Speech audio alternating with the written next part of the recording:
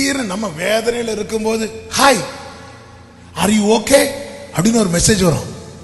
ஆண்டவர் தூதனே அனுப்பிட்டாரு. ஆமா, முடிஞ்சு, கதை முடிஞ்சு.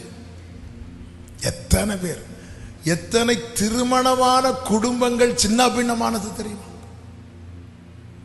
எத்தனை எத்தனை பேதையான புறா, அவள் வழிகள் பாதாளத்துக்கு செல்லும் வழிகள். நீ எப்படிப்பட்ட புறாவா இருக்கணும் தெரியுமா? உன்னை நம்பி, ஒரு புறாவை நம்பி நோவா பேழையில இருந்து அப்படி விட்டார் பாருங்க. அந்த புறா போயிட்டு திரும்பி வரும்போது ஒரு ஒலிவ இலை எடுத்துட்டு வருது. பேழைக்குள் இருக்கிறவர்களுக்கு நம்பிக்கையை கொடுக்கிற புறா. உங்களை நம்பி பெற்றோர் படிக்க அனுப்புறாங்க, உங்களை நம்பி பெற்றோர் வெளியே அனுப்புறாங்க. நீங்க வரும்போது அந்த பெற்றோருக்கு நம்பிக்கையை கொண்டு வரணும். அப்பா, இவ்வளவு காலம் நீங்க கஷ்டப்பட்டீங்கப்பா. அம்மா, என்னை படிக்க வைக்க இவ்வளவு நாள் நீங்க கஷ்டப்பட்டீங்கம்மா. இங்க பாருங்கம்மா, எனக்கு ஒரு வழி திறந்திருக்கிறது.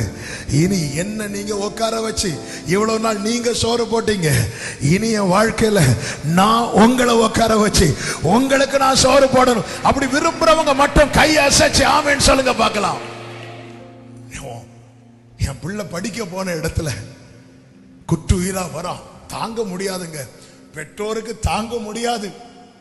பெற்றோரை பனிஷ் பண்றது இதை விட வேற ஒண்ணு இல்ல, இதை விட வேற ஒண்ணு கிடையாது.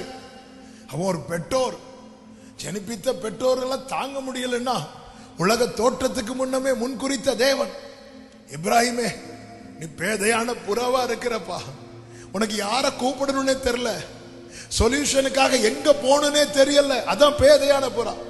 எனக்கு ஒரு பிரச்சனைனா இயேசுவேன்னு என்னால கூப்பிட முடியலன்னா நான் தான் பேதையான புறா. எனக்கு ஒரு பிரச்சனைனா ஆண்டவர் சமூகத்தில் கர்த்தருடைய ஆலயத்தில் என்னால ஓடி வந்து விழ முடியலன்னா நான் தான் பேதையான புறா. நான் சொல்யூஷனுக்கு எங்க போறேன்? அநேக வாலிபர்கள் சொல்யூஷனுக்காக டாஸ்மாக் கடைக்கு போறாங்க, தியேட்டருக்கு போறாங்க.